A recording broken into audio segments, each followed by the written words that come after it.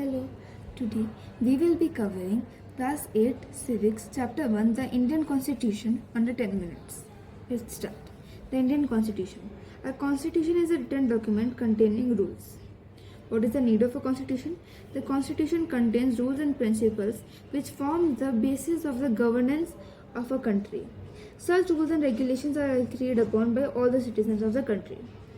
Next, it determines the type of political system in the country, which means it states that the country has a democratic system or has a monarchy.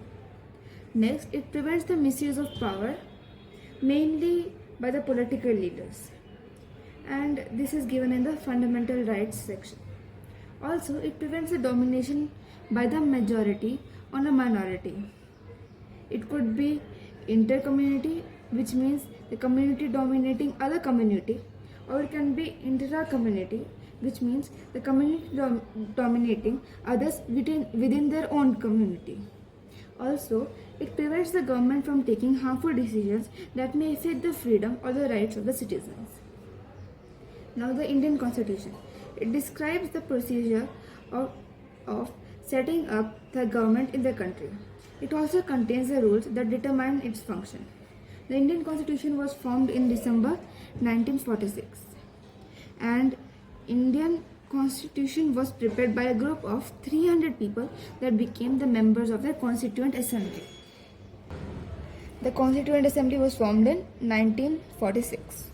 One important thing, the Constitution was adopted on 26 November 1946, but it was enforced on 26 January 1950. These dates are important.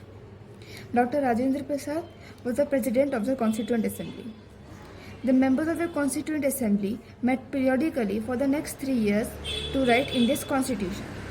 The challenges faced by them were: first, the country was diverse, because as we know there are different states having different culture, so it was hard for them to set rules which would satisfy all the citizens. Also, the country was about to be divided into India and Pakistan. Besides all this, the Constituent Assembly prepared the constitution that reflects the respect for maintaining the diversity of the country. One more important thing, that Dr. B.R. Ambedkar is the father of the Indian Constitution. Moving on, key features of the Indian Constitution. First is feudalism. It means the existence of more than one level of the government.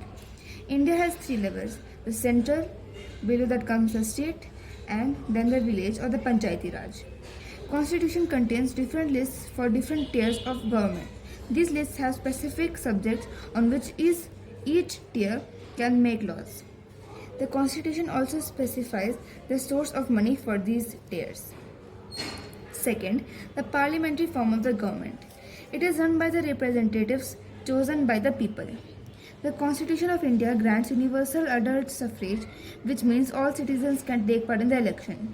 Suffrage means right to vote in political elections. Next, we have separation of powers. It has 3 organs: the executive, the legislature, and the judiciary. The executive is responsible for implementing laws and running the government. The legislature consists of the elected representatives, and the judiciary refers to the system of courts in the country. It also prevents the misuse of power by any one branch. So in a way, we can say that the legislature makes the rules, the executive is responsible for implementing and running the government, and the judiciary is responsible for making sure that the laws are followed. The Indian Constitution specifies separate set of powers for each of these organs. These prevent the misuse of power and ensure balance. The fourth is the fundamental rights, which is also referred as the conscience of the Indian Constitution. It protects every citizen from arbitrary and misuse of power. There are main 6 fundamental rights, which is first, right to equality, which means all the citizens have the equality. Second is right to freedom, which means all the citizens have the freedom. Third, right to freedom of religion, which means they have the freedom to practice their religion. Fourth, right against exploitation, which means that there should be no child labor. Fifth, right to constitutional remedies, which means they can reach out to the constitutional remedies. And lastly, cultural and educational rights, which means they have the rights of culture and education in the country.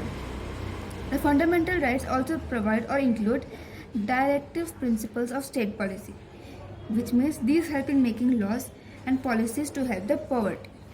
And lastly comes the secularism. It means state does not officially promote any one religion as a state religion.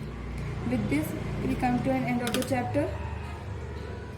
I hope this was helpful. Thank you.